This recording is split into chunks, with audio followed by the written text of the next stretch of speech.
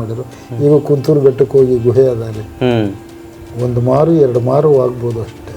ಒಳಗಡೆಯಿಂದ ತೋಲಕ್ಕಿ ಅಂತ ಹೇಳ್ತಾರೆ, ಅದೇನು ಹೇಳಿದ್ರೆ ಗೊತ್ತಿಲ್ಲ ನಿಮ್ಮ ಭಾಷೆ. ಅವೆಲ್ಲ ಬಂದು ಕಣ್ಣಿಗೆ ಬಿಡೋದು ಮಾಡೋದು, ಒಳಗಡೆ ಯಾವ್ಯಾವ ಪ್ರಾಣಿಗಳಿದ್ದವು ಏನೋ ಗೊತ್ತಿಲ್ಲ. ಧೈರ್ಯವಾಗಿ ಹೋಗೋ ಜನ ಇಲ್ಲ.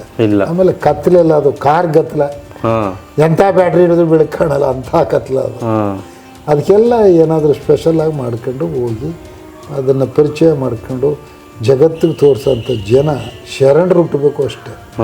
ಶರಣರನ್ನು ಮರಣದಲ್ಲಿ ಕಾಣುವಂಥ, ಶರಣರಿಗೆ ಮರಣವೇ ಮಹಾನವಮಿ ಅಂತೇಳಿ, ಅವರು ಸಾವಿಗೆ ಎದುರಿದವರಲ್ಲ, ಆದ್ದರಿಂದ ಅವರು ಆಗ್ಬೋದು. ನಾವು ನೀವು ಹೋಗಿ ಅಂತಂದ್ರೆ ನಮ್ಗೆ ಶಕ್ತಿ ಇಲ್ಲ, ಧೈರ್ಯವೂ ಇಲ್ಲ. ಗೊತ್ತಿಲ್ಲ, ನನಗೆ ಧೈರ್ಯ ಇಲ್ಲ ಅಲ್ಲಿ ಹೋದ್ರೆ. ಮತ್ತೆ ಹೋಗಿದ್ದೆ ಅಲ್ಲಿ ಗಂಟ ಹೋಗಿದ್ರೆ ಮತ್ತೆ ಹೊರಗಡೆ ಹೋಗಿ ಧೈರ್ಯ ಇಲ್ಲ ನನಗೆ.